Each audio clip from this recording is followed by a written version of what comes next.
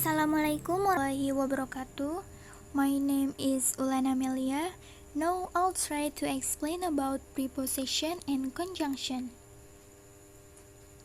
Preposition are words that show the relationship between object and another words in a sentence.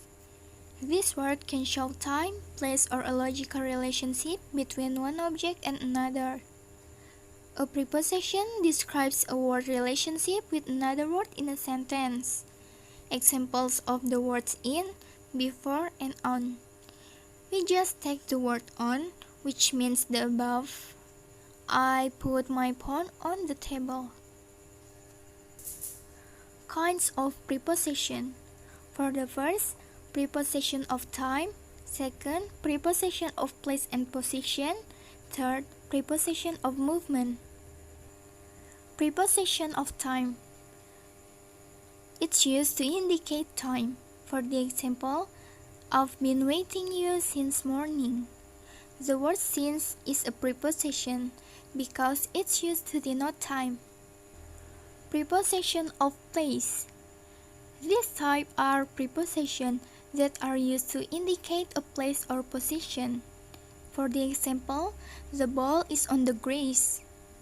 The word on is a preposition because it's used to indicate position. Preposition of movement. These type are prepositions that are used to denote movement. For the example, she goes into library. The word into is a preposition because it's used to denote movement. A conjunction is a part of speech that is used to connect words, phrase, clause, and sentence. Conjunctions are considered two invariable grammar particles, and they may or may not stand between items they conjoin. Types of conjunctions. For the first, subordinating conjunction. Second, coordinating conjunctions. Third, correlative conjunctions. And the last, conjunctive adverbs. Conjunctions rules. First, conjunctions are for connecting thought, action, and ideas as well as nouns, clause, and another part of speech. For example, Mary went to the supermarket and bought orange. Second, conjunctions are useful for making lists. For example, we made pancakes, eggs, and coffee for breakfast. Third, when using conjunctions, make sure that all the parts of your sentence agree. For example, I work busily yet am careful. Does not agree. I work busily yet carefully. Shows agreement. Assalamualaikum warahmatullahi wabarakatuh. I'm Sharon Natasha Kamila from 5D class, and now I'm gonna present my syntax material. And the first one is pronoun. Pronoun is defined as a word or phrase that is used as a substitution for a noun or noun phrase, which is known as the pronouns antecedents. Pronouns are short words and can do everything that nouns can do and are one of the building blocks of a sentence. Common pronouns are like he, she, you, me, I, we, us, this, them, and the last one is that. And a pronoun can act as a subject, direct object, indirect object, object of preposition, and more, and takes the place of any person, place, animal, or thing. And for instance, if you're telling a story about your sister Sarah, the story will begin to sound repetitive if you keep repeating Sarah over and over again. Example: Sarah has always loved fashion. Sarah announced that Sarah wants to go to fashion school. And you could try to mix it up by sometimes referring to Sarah as my sister, but then it sounds like you're referring to two different people. The example: Sarah has always loved fashion. My sister announced that Sarah wants to go to fashion school. Instead, you can use the pronouns she and her to refer to Sarah. Like, Sarah has always loved fashion. She announced that she wants to go to fashion school. Now, let's move to the kind of pronouns. And here we have the first personal pronouns. Personal pronouns associated with a certain person, thing, or groups. All except you have distinct forms that indicate singular or plural number. Personal pronouns are always specific and are often used to replace a proper noun like someone's name or a collective group of people or things. Personal pronouns have two main groups. One is referring to the subject of the sentence, and the last one is referring to the object. The first one is um, the personal pronouns that use to replace the subject of the sentence. And the word we use is I, you, he, she, it, we, you, and the last one is they. And here we have an example. The first, just one example. And Jack and David are friends. They play basketball together. And the personal pronouns here is they. And the last one of the kind of personal pronouns is replace the object of the sentence.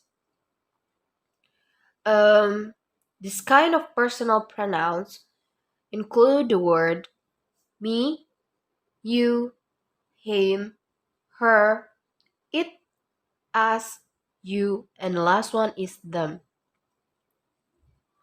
We have an example here is missing the train will cause us to be late. And the personal pronouns here is us. And here we have the table comparing subject and object pronouns. And we can use the following table here to compare subject and object pronouns. And notice that some subject pronouns are identical to certain object pronouns like it, you, and what. And the rest of them is different, like subject pronoun I and object pronoun me, and the subject pronoun he, the object pronoun him, and the subject pronoun she. For the object pronoun is her, and so on. Next, here we have indefinite pronouns, and these pronouns referring to one or more unspecified objects, being, or place, such as someone, anybody, and nothing. The example of indefinite pronouns is like anybody, somebody, whichever, whoever, other, something, and the last one is nobody. And indefinite pronoun examples in the following sentences are in bold for easy for us to identification. So I make it bold. And the first example is, would anyone like coffee?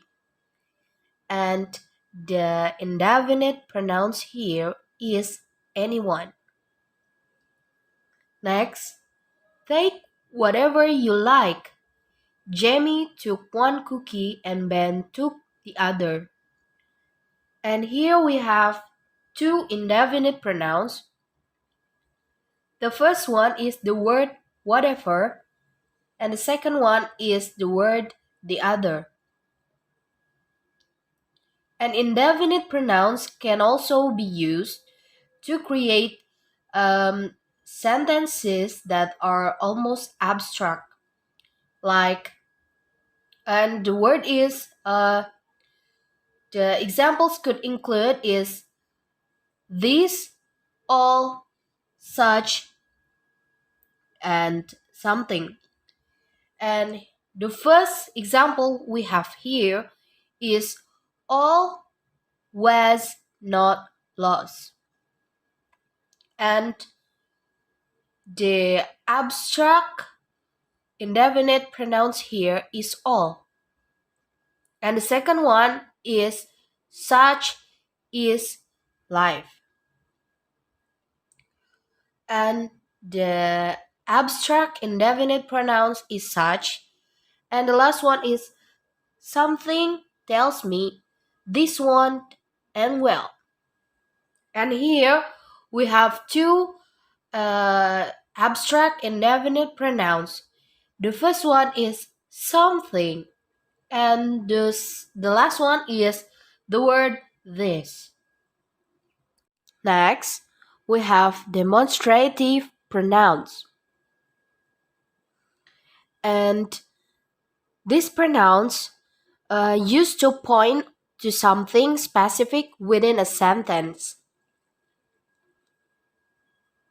There are only four demonstrative pronouns. These, that, these, and those. But the usage can be a bit tricky at times. This and that are singular, and these and those are plural. As you may have noticed, there can be some crossover with indefinite pronouns when using this and that. Demonstrative pronouns examples here is I prefer this, and the demonstrative pronouns here is the word this, and the second one is these are beautiful, but those belong to Danny. And in this sentence, we have two demonstrative pronouns.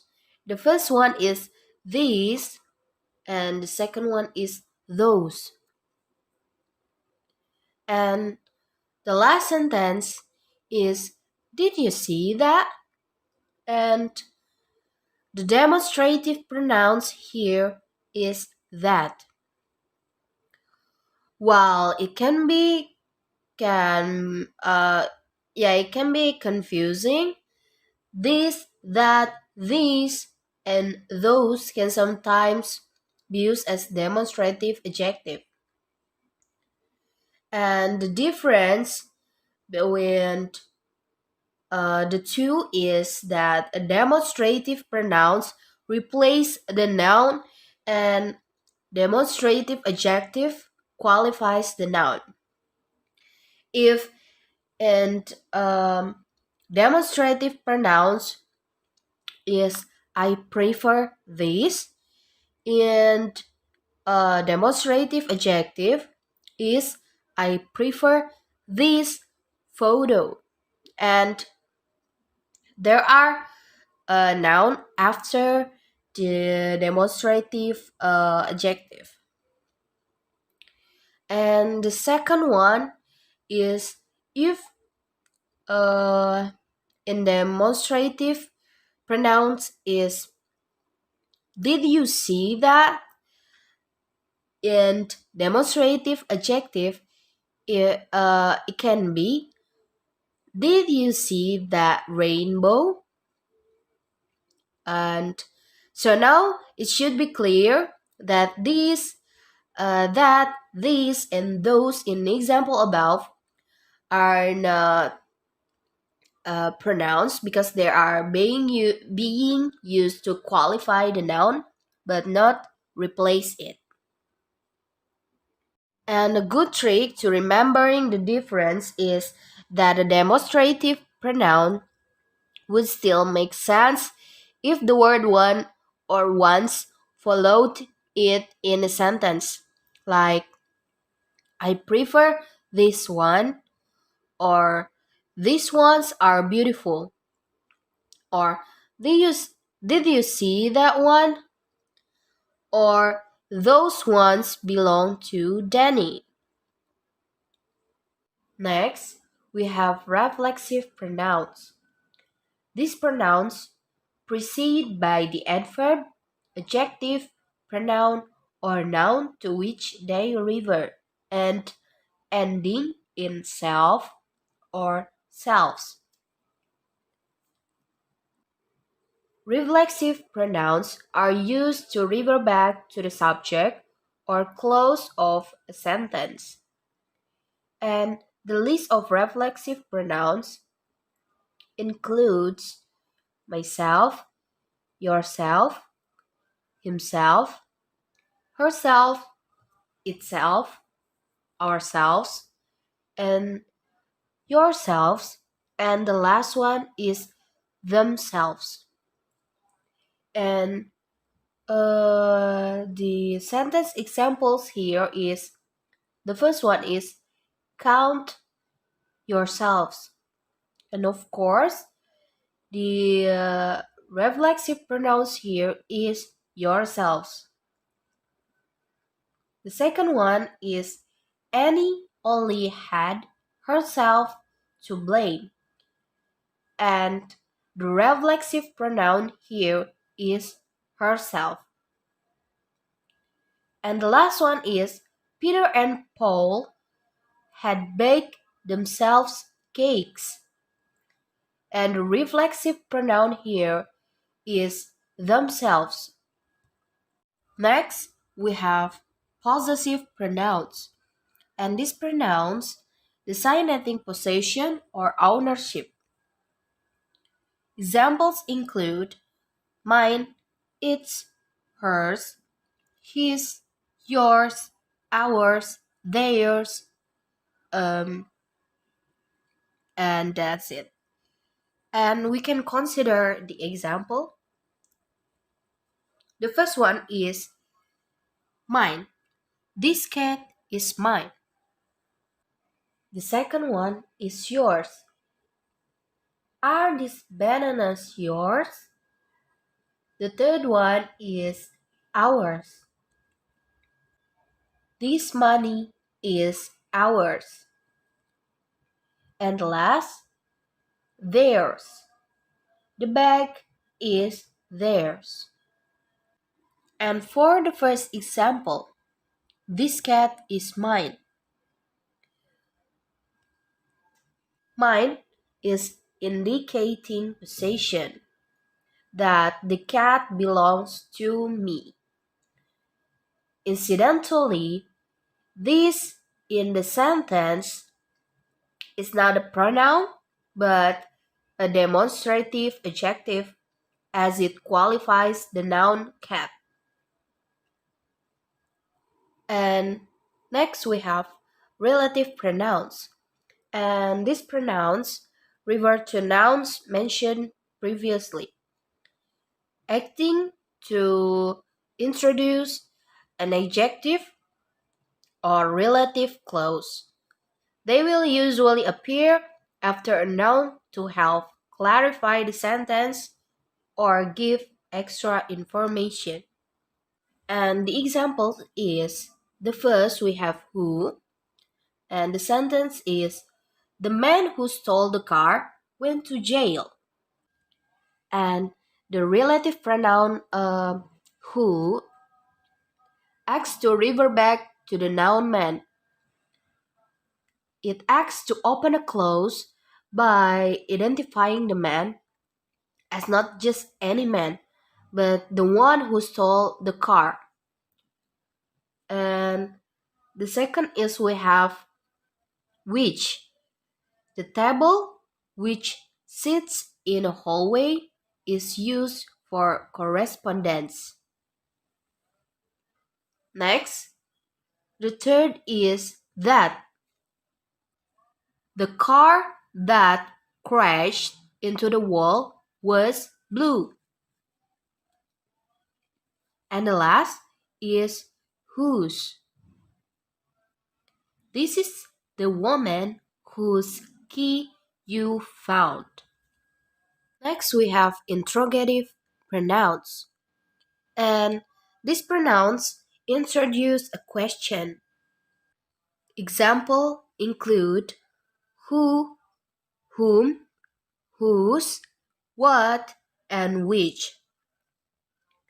We can usually identify an interrogative pronoun by the fact that they often appear at the beginning of the question. And we have the example. For the who will come to the party? Which do you prefer? What do you need? Whose clothes are on the floor? And whom did you tell? Whom and who are often confused, and even native speakers will use them incorrectly. Who will replace the subject of a sentence, whereas whom will replace the direct of indirect object.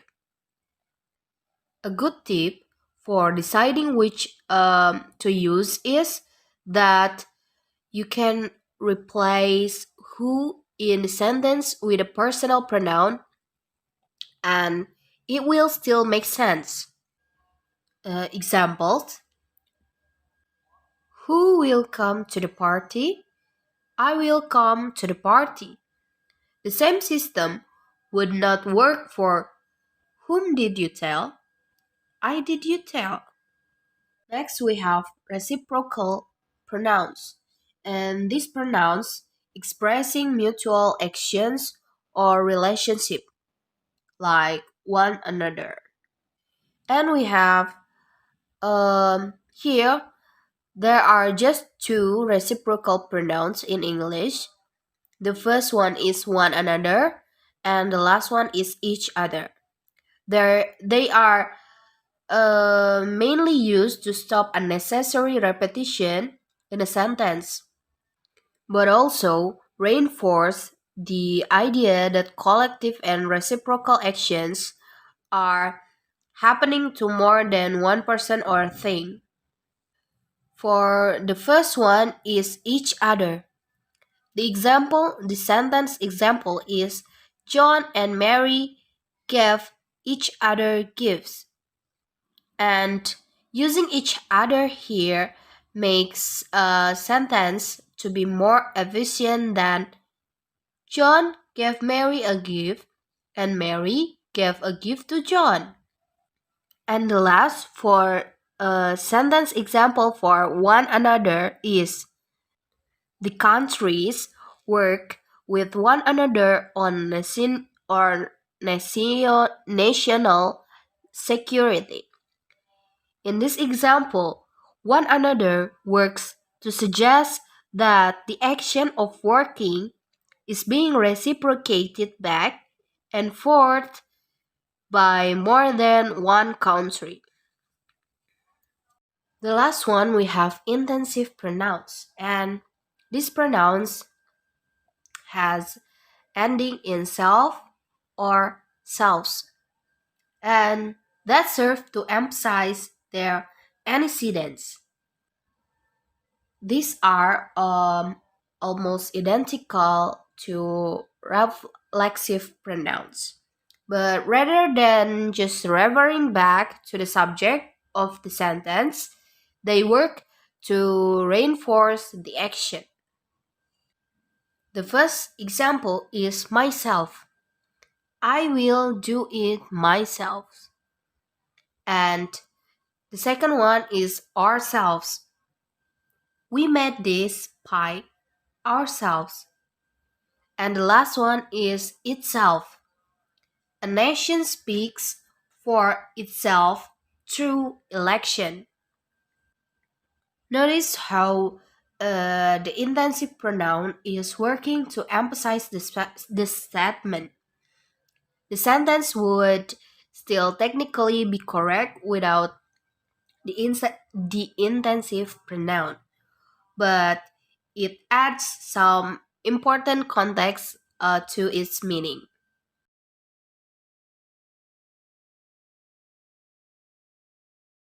And next is determiner. And what is the determiner? Um, Determiner is a word that introduces a noun. It always comes before a noun, not after. And it also comes before any other adjectives used to describe the noun. Determiners are required before a singular noun but are optional when it comes to introducing plural nouns. For example, consider the placement and usage of the common determiner the in the sentence below. The bunny went home. And the second one, I ate the chocolate cookie for dessert. Metal cans are recyclable. And the last one is the metal cans are recyclable. And in every example here, the determiner is placed before the noun or a noun phrase, regardless or whether the noun in the subject or predicate. In the first example, it comes directly before the noun, but in the second example, I ate the chocolate cookies. It comes before the adjective chocolate that describes the noun cookie. And also in the third example, there is no determiner as determiners are optional for plural nouns and noun phrase. When you want to discuss the noun in general, you don't need to determiner for plural nouns. However, the fourth example shows that you may add a determiner to refer to specific nouns. There are four different types of determiners in English. The first one is article, the second one is demonstrative, and the third one is quantifiers, and the last one is possessive. The first we have here is articles. Articles are among the most common of determiners. There are three singular articles. The first is a, the second one is an, and the last one is the. Articles specify or determine which noun the speaker is referring to. There are two kind of article uh, in determiner. The first one is indefinite and the second one is definite. A and an are indefinite articles and are used when you are talking about a general version of the noun. For example, a dog is a good pet. And the indefinite article is a. And for an ostrich would beat a chicken in a race. In these examples, the sentence is talking about dogs and ostriches in general, meaning any dog. When your meaning is a general, use an indefinite article. Note that a is used before words that begin with consonant, while an is used before words beginning with vowels. And for the last one is definite article. The definite article is the. Um, the is a definite article, meaning the speaker is referring to a specific noun. For example, we went to the best restaurant in town. And the second one is the dog is barking too loudly. Here, the speaker is referring to a particular dog and a particular restaurant. It's not a general category, but the only one animal or place that's important. When your meaning is specific, use a definite article. And the next is demonstrative. And this is used in a situation in which the speaker can point to the item they mean, making them even more specific than a definite article. For example, the first um, sentence example is, "Do you want this piece of chicken?" The second one is, "I don't want to go to that movie." And the third is, "These black raspberries are sour." And the last one is, "He wanted those boys to go away." And these, I mean, these and these refer to items nearby. And that and those refer to items far away. The third is quantifiers, and quantifiers are determiners that indicate how much or how little of the noun being discussed. They include words such as all, few, and many. For example, the first one is all. He took all the books. And the second one is many. Many kittens are thought to hunt by their mothers.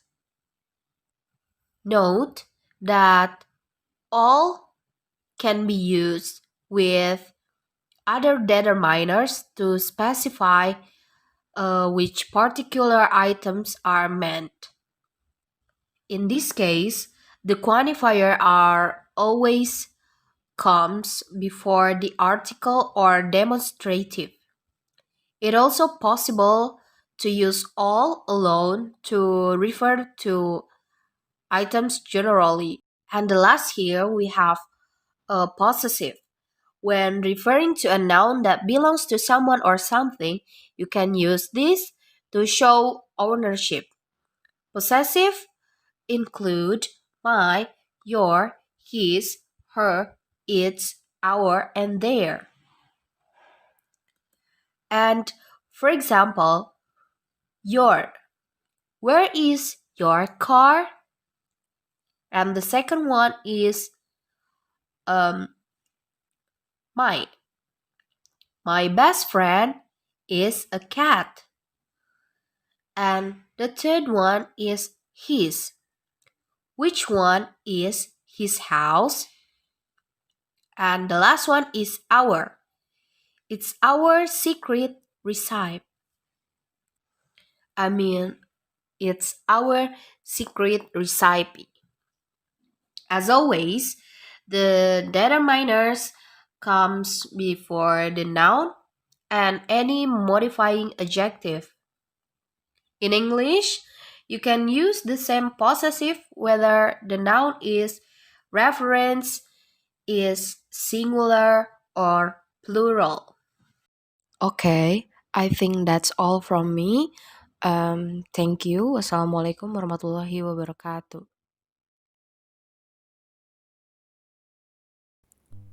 Hai, Assalamualaikum warahmatullahi wabarakatuh. I am Siti Rabiah Adawiyah and I am the last speaker of Group 4. So today I'm going to tell you about interjection and tier tree diagram. So what is interjection? Interjection is a word that we throw in between sentence or thoughts to express a sudden feeling. In spoken language, interjection are the words we instantly use to show our reaction to something which influences our emotion. They are the initial reaction and sometimes do not even make sense.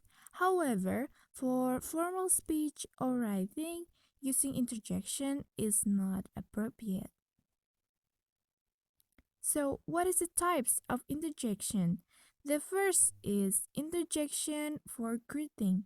It's used to indicate emotion or warmth towards the other person when they meet. Interjection for greeting words are hello, hi, hey, etc. So, for example, hey, nice to see you here at my birthday party. The second is interjection for joy. If you want to show feelings or happiness or excitement or immediate emotion or immediate joy in the sentence, then you can use words like wow, hooray, hurrah, huh? So, for example, wow, this is so delicious. I like this cake. The third is interjection for praise or approval. When you want to express your feelings or approval or agreement on something that happened for any task, when you use these interjection words like well done, okay, bravo. So for example, bravo, you did it great. So the fourth is interjection for attention. It is used in the sentence to draw the attention or attendance. Then you use these interjection words like listen, look, behold, hush. So for example, behold, the groom comes. The fifth is interjection for surprise. It is used to express a feeling or strong sense of being surprised. You can use words like what? Well, hey, eh, oh, whoa, huh? Oh, gosh, wow, and etc. So, for example, wow, You finished the whole season of Game of Thrones? That's cool. So the sixth is interjection for sorrow or pain. When you want to express feelings of sadness in the sentence, then you can use words like alas, ah, oh, ouch. So for example, ouch, I cut my finger. So the seventh is interjection for grief or pain. It is used to express a strong emotion of grief on something unfortunate that happened. So interjection for grief or pain words are alas, oh, oh, ouch. So for example, alas, he's dead. And the eighth is interjection for bidding farewell. Is used by the speaker to bid farewell or say goodbye. Interjection for bidding farewell words are bye, goodbye, farewell, and etc. So, for example, bye, I must go now. The next is interjection for expressing doubts or hesitation. It is used by the speaker when they are unsure and thinking what to say next. Interjection for expressing doubt or hesitation words are hmm, uh, and etc. So, for example, I'm not sure what exactly happened. And the next is interjection to express calling. So when you call someone for any reason, then you use these interjection words like hello, oh. So for example, hello, Justin, please follow after me. So this is the features of interjection. Interjection are short exclamation like oh, ooh, wow, or ah. So interjection can stand alone. Interjection is a big name for a little word. And interjection like emoticons. And now I'm going to tell you about tree diagram. So what is tree diagram? Tree diagram is a method for diagramming sentence that is most commonly used by linguists. It describes sentence in terms of the categories the individual words belong to. So, as well as saying that individual and specific words, for example, like girl, boy, this, that, like, seat, and etc., are constituents of a sentence, we can also say that word categories as constituent of a sentence. So in tree diagram, a sentence is divided into two parts, a subject and a predicate. They are made up of noun phrase or verb phrase. These are groups of words that include a noun or verb and any words that add as modifiers. The subject is a noun phrase while a predicate is usually a verb phrase. The noun phrase, like a big dog, is composed of the indefinite article a and the adjective big and the noun dog. So the verb phrase jump over the fence consists of verb jump and the prepositional phrase over the fence. So if you can see here, the sentence is broken down into a subject and a predicate. So the subject is a noun phrase that consists of the indeterminate article there and the noun dog. The predicate is more complex as it consists of both a verb and a noun phrase. So breaking down the predicate, the verb is ate And the noun phrase is the, indefinite article, and bone as noun. As you can see, the tree diagram uses minimal symbols and a little complex jargon, yet clearly illustrates how each of these words relate to and depend on each other. So that's all. Thank you.